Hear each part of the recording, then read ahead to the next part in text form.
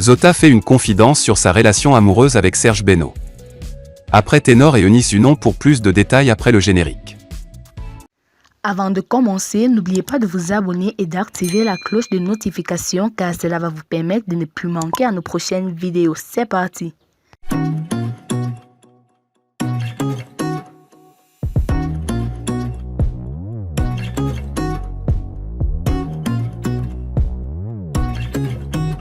Depuis quelques années, on ne la voit plus sur scène avec la Benomania mais Falon Gbagboda est bien là.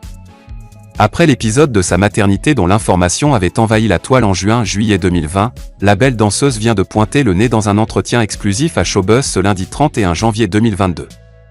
Falon a fait la lumière sur la supposée rivalité qui existerait entre elle et Zota, une autre inconditionnelle de Serge Beno. En effet, la presse et les réseaux sociaux ne rataient aucune occasion de comparer les deux jeunes artistes, tentant même de les hiérarchiser.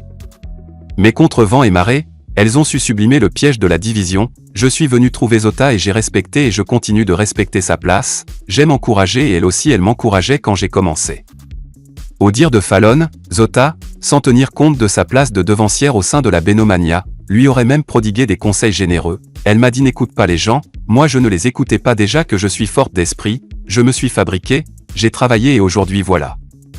En définitive, tout va très bien dans la maison Beno et on comprend bien pourquoi il reste l'un des rares artistes dont les danseuses ont battu un tel record de longévité.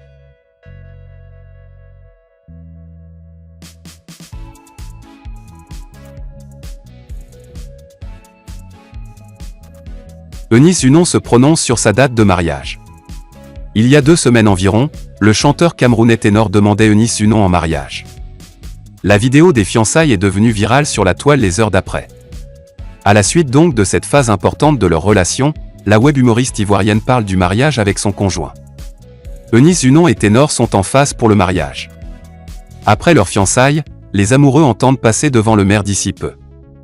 Eunice Unon a abordé la question sur un plateau télé dans la soirée du vendredi dernier. Invitée d'une émission sur une chaîne de télé ivoirienne, Eunice Unon s'est ouverte à cœur joie aux questions de ses hôtes. Interrogée sur une probable date de mariage, Eunice a voulu rester évasive. La fiancée de Ténor a fait savoir en effet que la décision ne leur revenait pas mais, plutôt à leurs familles respectives. « Je ne peux pas vous donner la date du mariage parce que ce n'est pas moi qui décide encore moins lui, Ténor. Ce sont les familles qui décident donc nous, on ne fait qu'attendre », a fait savoir l'humoriste. Cependant, Eunice Unon n'a pas caché son enthousiasme de voir les choses arriver au plus vite. La nouvelle fiancée se dit heureuse de partager sa vie avec l'homme qu'elle aime. Joint au téléphone au cours de l'émission, Ténor a également manifesté sa joie de voir sa fiancée porter autant de joie. Cependant, il va falloir attendre encore un peu plus pour voir Eunice Unon dans la robe blanche.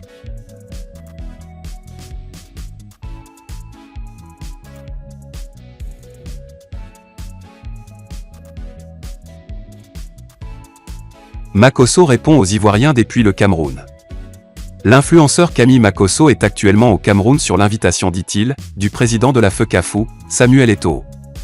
Mais le douloureux souvenir des railleries dont les éléphants ont été les victimes lors de leur rencontre contre les pharaons d'Égypte a fait dire à certains internautes que le général Makosso est un Judas, le lynchant sur la toile.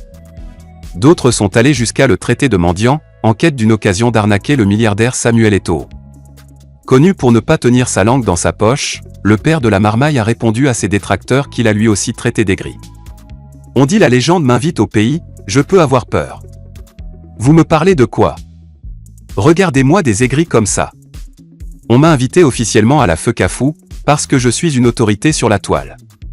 Précisons que cette invitation fait suite à un direct de l'influenceur qui, après l'élimination de la Côte d'Ivoire par l'Égypte et pour faire baisser la tension entre les deux pays dont les supporters étaient entrés en conflit, avait nourri le projet de soutenir désormais le Cameroun.